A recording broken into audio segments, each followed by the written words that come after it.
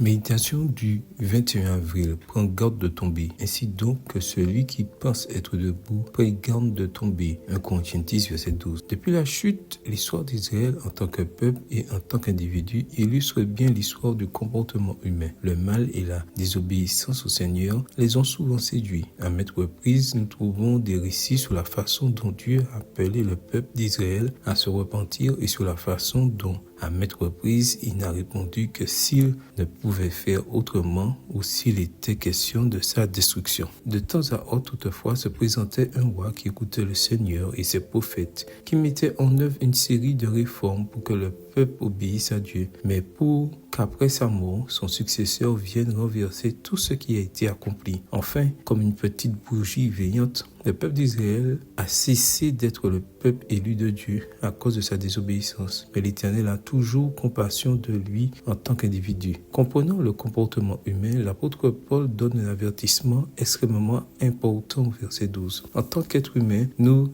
oscillons en effet souvent entre loyauté et désobéissance à Dieu. En général, quand tout va bien, on ne se souvient pas de lui. Mais quand la vie se complique, on lui fait vœu d'obéissance et de loyauté, mais uniquement pour de nouveau relâcher notre comportement envers le péché une fois la crise passée. La Bible parle de cette triste condition par nature. Les êtres humains sont des pécheurs qui s'engagent délibérément dans le péché, au point que le Seigneur dit dans Romains 3, verset 11, « Il n'y a pas un qui soit intelligent, il n'y a pas un qui recherche Dieu. » Quelle situation difficile. Comme moi, tu as certainement remarqué que plus tu es certain d'être fidèle à Dieu, plus tu tombes irrémédiablement avec une conscience qui te trahit. Obéir semble alors devenir une entreprise presque impossible. Mais Dieu est là, toujours fidèle, toujours prêt à aider. Il attend toujours. Son Esprit Saint t'étreint, t'enveloppe, t'aide, te transforme. Ton cas n'est pas désespéré, car sa grâce est toujours prête pour ceux qui s'engagent de tout cœur à lui obéir par amour.